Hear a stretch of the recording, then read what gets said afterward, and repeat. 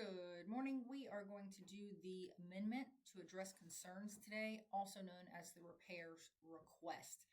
So I'd like to go over what that looks like, when we would use that, and what things we would be asking for from the seller. So we are still on the buyer side of the transaction here. We've gotten a fully approved bound contract. After the contract is bound, we've sent it out to the attorney, the lender, and a final bound copy to our buyer, and then back to the seller's agent if they were not the ones that sent the bound copy to us. Now we need to schedule our inspections. So our inspection period is our due diligence period. It's how long we have to do inspections and ask the seller to do repairs. This is the time for your buyer to hire an inspector. That is an upfront cost out of pocket to your buyer. It is not paid out of closing costs. It is not covered by the seller. So it's definitely something you need to discuss with them during your buyer consultation. So roughly $400 to $600, depending on the size of the house, is what a good home inspection will run you. Do note, home inspectors do not have to be licensed in Georgia. So if you are hiring a home inspector here, make sure to vet them very carefully. If you need suggestions for that, contact your coach. We can give you a list of home inspectors that we know are licensed, insured, and bonded to do the work on the property. So this is what an amendment to address concerns looks like, also called repairs request. You'll have to search it by amendment to address concerns. I've titled it number 1. So it's the first amendment that we're doing on this contract. Where am I getting the things that I'm asking for? I'm getting those from the repairs request. From the inspection report to write the repairs request. So the inspector, you'll schedule the inspection, and then you'll go with the inspector to the inspection. The buyer does not have to go. In fact, it's sometimes better if they don't, because the inspector is going to point out a lot of stuff that may sound really scary. So without being tempered by you having the time to explain what it is, or in a nice little concise report where he actually gives you tips on how to fix it, it might be scary for them to be there. Secondly, if they're asking a bunch of questions, it may take a really long time. So what I tell my buyers is this is not something you have to attend, though you're welcome to attend. You will get a full report with photographs, and then you and I will go over that together after the inspection. And then about 90% of my buyers do not attend, but they're definitely welcome to attend. You, on the other hand, should attend. First of all, you'll need to let them in if it's a super box. Inspectors do not have access to super boxes unless they are also real estate agents, which not a lot of them are. Legacy Residential has 2 real estate agents that work for them, so they'd be able to get in. But the rest, you'd have to let them in, even if it's an unoccupied house. If it is occupied, you want to be there for liability reasons. So you don't want an inspector to ever be blamed for breaking something, taking something, etc. You need to be there to protect your vendors. So that's the 2 reasons that I would suggest going. And the third reason is you're going to learn something at every inspection, where you could, after 100 transactions, you could inspect the house on your buyer walkthrough during your initial showing. You can start noting things around the house. Hey, the inspector's probably going to hit on that. Hey, the inspector's probably going to hit on that. So there's never any surprise when the inspector does send them a report full of red.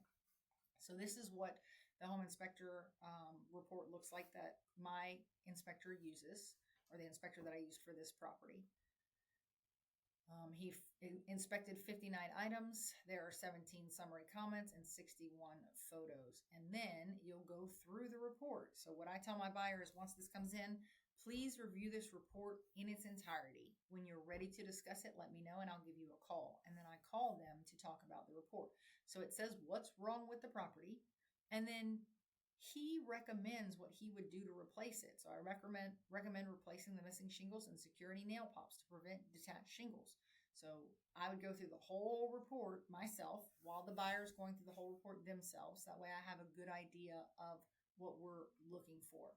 He's also going to note things like this. So there's minor damage to the top of the garage door, but the door functioned perfectly well. A garage doesn't need to be sealed because it's not a heated or cooled space in most cases. So if I'm asking for big ticket items, I may not ask for this as the buyer because I'd rather them fix the roof. than fix this door, right? Because it has nothing to do with my daily life. It opens and closes just fine. It is completely functional. It's just got a little bit of a gap right here where it's not sealing. So just note if you're going through these like this is cosmetic. It's popped out. The seal between the two glasses popped out, but there hasn't been a failure in the seal. So this is still full of gas. So it's functional. It's just ugly.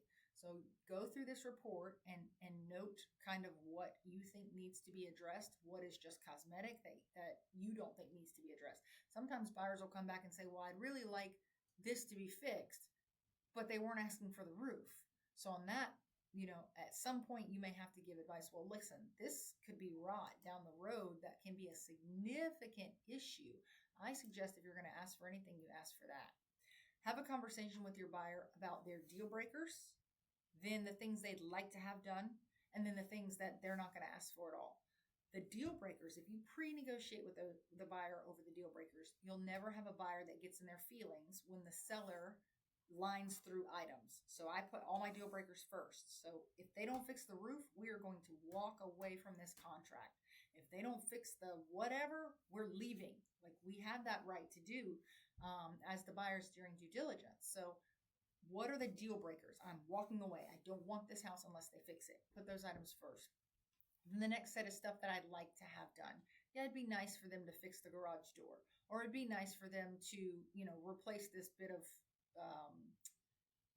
siding that looks like it got burned by a barbecue pit or something right here. So there are things that this needs some paint right here. So that'd be nice for them to do. But if they don't, it's not a big deal. That way, when the seller lines through some stuff, it's not a question of whether you want to move forward. It's, okay, they lined through the paint, but since that wasn't a deal breaker, I'm going to put some initials on this document and you guys can sign it and we'll be moving forward toward closing. So it's no longer a discussion at that point. So review this in its entirety. Make sure that you understand what they're saying. If you have any questions, call the inspector and ask the inspector what he meant by this or what he would recommend. They are more than willing to give you their opinions on what needs to be done. Also, call your coach. Once you've written your repairs request, you need to send that to your coach to look at so that they can make sure that it's written correctly. You can blow up a closing over a repairs request that is not written correctly, and I'll show you how. In my repairs request, I'm going to, here's just the regular information, the address, when you went under contract, etc. Here is whether the due diligence will end or will not end once the seller agrees. So if you have 15 days of due diligence, the seller agrees on day number 7, you can end due diligence, which may make the seller more apt to agree quickly because they want to lock you into that contract. They want to make sure that you're serious about buying the house. So if you put that, it may be a negotiation win on your side to have them say yes to the repairs so that they can be out of due diligence. So if you notice on number 1, I copied and pasted exactly what the inspector said. The flashing located at the right-hand side of the home was detaching. There was one small area of water entry located directly above the garage. Then I said how I wanted it repaired and by whom. So have evaluated and repaired as recommended by a licensed professional. If it's just touching up paint or patching a hole, I might just say have evaluated and repaired. Electrical, plumbing, HVAC, roofs, I want licensed professionals doing those. And I'll tell you how a closing almost blew up for me. I was the list agent. I got one of these back and it just said, have this leak repaired under the sink. So I got a handyman out there. That's a handyman job. Well, at closing, the buyer was mad because they thought a licensed plumber should have done this. And so I'm digging in, trying to figure out what is it about a licensed plumber that would make them feel better. And she said, well, she felt like they had warranties.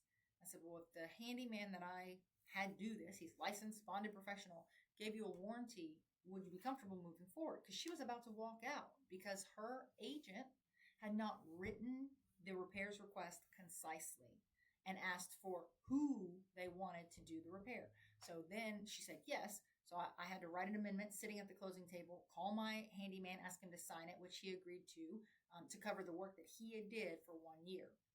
And so we signed that. We printed it out the attorney's office. The attorney printed it, had everybody sign at the table, and we were able to move forward. But we almost blew that deal up after being under contract for 30 days because her agent did not ask for what the buyer wanted done correctly. So make sure you say who you want to repair it.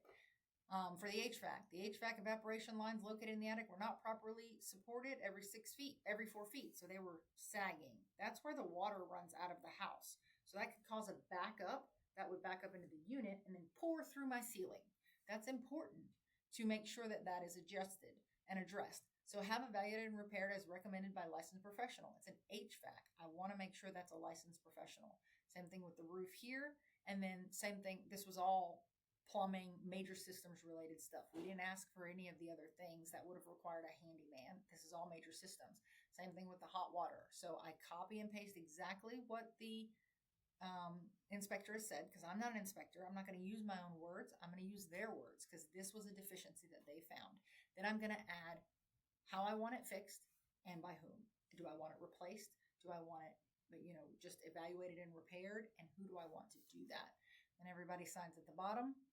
Once it goes to the agent, the list agent, they will review this. Sometimes it'll come back with lines through. And then your buyer will then initial, because you've already pre-negotiated that. Okay, we agree to that. And then you'll bind it at the bottom and send it back. So for the repairs request, one thing to keep in mind is your due diligence time. On this particular file, I actually had to write an extension because the sellers wanted more time to get like estimates and quotes before they decided they were willing to do this or not. So we were a day before my due diligence ended. If I would not have, asked the agent to extend, we could have ended up buying that house as is if the seller decided they didn't want to do any of the repairs that we requested.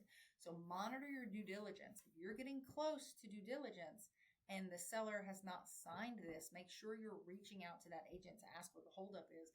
And if it's going to be significant time before they sign, then go ahead and do an amendment to extend the due diligence period. And if you search due diligence in your files, in your documents, it'll come up. It's very easy to fill out. So that is the amendment to address concerns, also known as the repairs request. Please reach out to your coaches if you have any questions about this document.